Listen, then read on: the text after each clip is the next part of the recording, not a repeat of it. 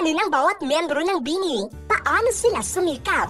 Ang buhay ay hindi karera. Ito nga ang isa sa mga tumatak na linya sa kanta ng pinusuang P-pop girl group ngayon na BINI. Kaya ating kilalanin ang bawat miyembro ng BINI kung paano nila tinahak ang karera bago nila maabot ang so good na tagumpay nila ngayon.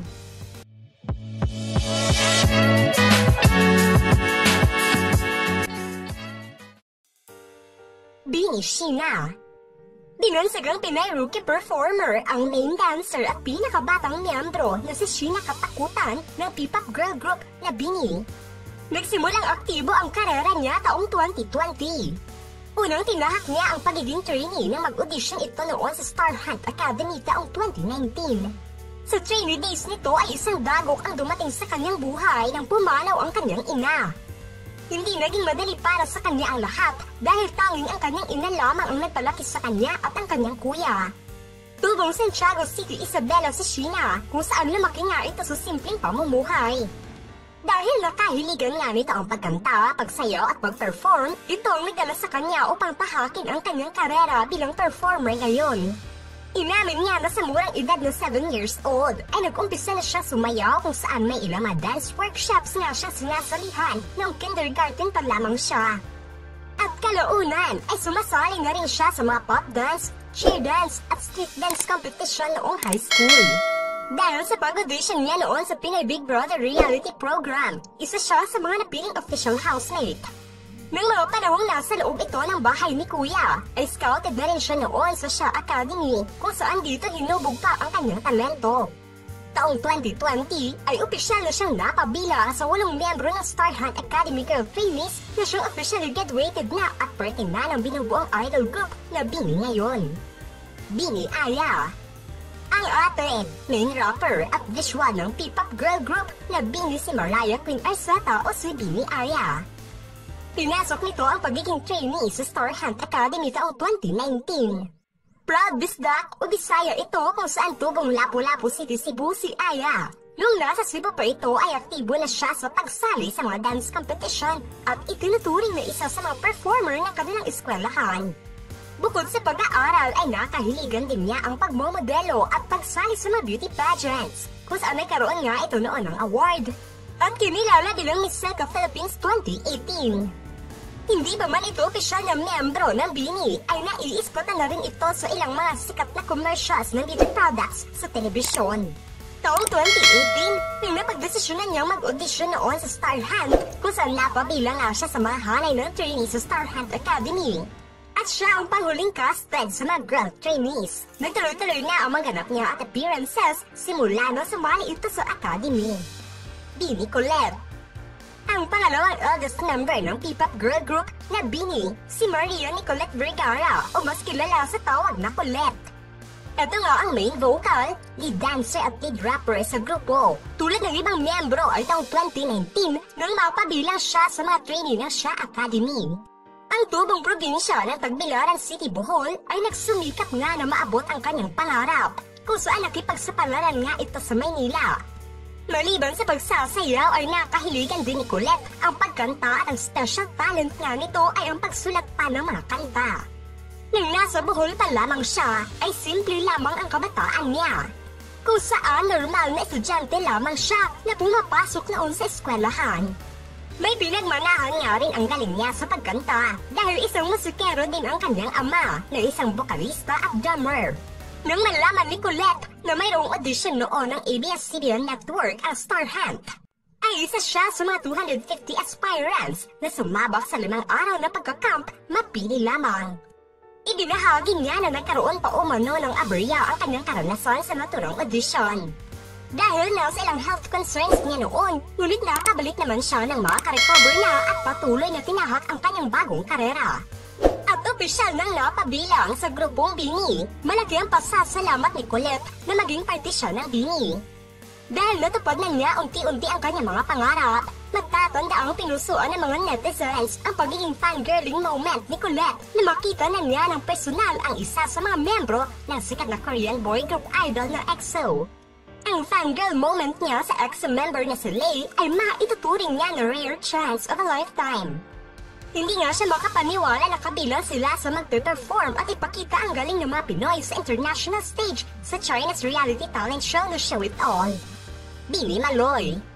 The funniest at kwelang miyembro ng P-pop girl group si Mariloy Ives Recalde o si Bini Maloy. Siya nga ang main vocal sa grupo, Tubong Lemery, Batangas, kung saan tinaguyod nga sila ng kanyang ama na isang OFW. Noon pa man ay pangarap na ni Maloy na makita siya ng mga tao na mag-perform kung saan sa murang edad nga nito ay nakahiligan na niya ang pagkanta at pagtugtog ng mga instrumento. Sa edad na 3 years old ay kumakanta na nga siya sa mga karaoke moments nilang pamilya. At sa edad na 7 years old ay sumabak na siya sa mga singing competition. Dahil sa galing nito sa pagkanta ay kabilang nga siya sa pinadala ng kanilang choral group para nga sa choral competition sa Malaysia taong 2018 kung saan nakapag-uwi ang kanilang grupo ng 3 gold. Malaki nga ang kumpiyansa ni Maloy nang sumali siya sa Star Hunt na siya nagdala sa kanya upang mapabilang sa kapamilya girl group na Bini Gwen. Tinaguri ang The Nonchalant sa grupong Bini si Gunat Apuli o si Bini Gwen. Siya ang lead vocal at lead rapper ng P-pop girl group na Bini. Taong 2019, nang pinasok din ito ang Star Hunt Academy. Sa murang edad na 4 years old, ay pumanaw nga ang ama niya kung saan ang 4 pa niyang mga kuya at kanyang ina ay tinaguyod silang magkakapatid na walang katuwang. Tubong daraga albay si Gwen na lumaki rin sa simpleng pamumuhay kung kanyang mailarawan ang kanyang kabataan. Bago pa man ito naging parte ng Bini, ay nag-umpisa siya sa pagmumodelo. Nakitaan nga siya ng kanyang ina ng talento sa pagkanta, kaya naman sa murang edad ni Gwen ay pinasok siya ng kanyang magulang sa voice workshops. Tulad ni Bini Sheena ay napabilang din noon si Gwen bilang isa sa mga official housemate ng Pinoy Big Brother. Nang bago pa man ito pumasok sa academy ay hindi pa siya sigurado kung ito ba ang kanyang tatahaking karera. Malaki nga ang paniniwala ng network sa kanyang talento, kaya naman opisyal siyang napabilang sa tinitili ang girl group ngayon, ang Bini Stacy. Sunod si Stacy Sevilleja o mas kilala sa tawag na Bini Stacy ang main rapper at lead dancer ng P-pop girl group na Bini. Si Bini Stacy ang nag-iisang anak ng kanyang magulang. Proud naman siya na pinalaki siya ng kanyang single mother. Tubong Nueva Vizcaya siya kung saan dito nabuo ang kanyang masayang kabataan. Bago pa man naging performer sa Stacy ay isa rin siyang beauty queen, kung saan marami ng pageant competition ang kanyang sinalihan maging ang pagmomodelo. Proud na ibinabandera naman niya ang mga sariling gawa at disenyo ng damit ng kanyang ina. Kasagsagan ng pag-audition nito sa Star Hunt ay ang pagsabak din sana niya noon sa international pageant upang i-represent ang bansa. Ngunit nag-back out nga siya at piniling ipagpatuloy ang pag-audition. Nagbunga nga ang pagpupursige nito na mapansin lamang sa audition at opisyal na napabilang sa sikat na Pinay girl group na Bini Mika. The main rapper, lead dancer at visual sa grupong Bini, si Micaela Jana Lim o si Bini Mika. Tubong Cebu City ito ngunit lumipat nga sila ng kanyang pamilya sa Metro Manila. Namana ni Mika ang kanyang galing sa pagkanta dahil nasa kanyang ama. Kilalang performer na rin ito noon sa kanilang eskwelahan kung saan isa nga itong cheerleader at miyembro ng cheerleader squad. Ang pagsalin niya sa cheerleading ang naghubog sa kanyang galing sa pagsayaw, pagtumbling at pagiging flexible na mananayaw. Taong 2018, nang sinubukan niya mag-audition sa Star Hunt at nagbunga nga ito dahil kabilang siya sa mga trainee ng Star Hunt Academy taong 2019. Sa akademya, mas lalong naipakita pa niya ang kanyang iba't ibang talento. Taong 2020, ay opisyal nang inanunsyo na kabilang siya sa miyembro ng bagong girl group, ang Bini.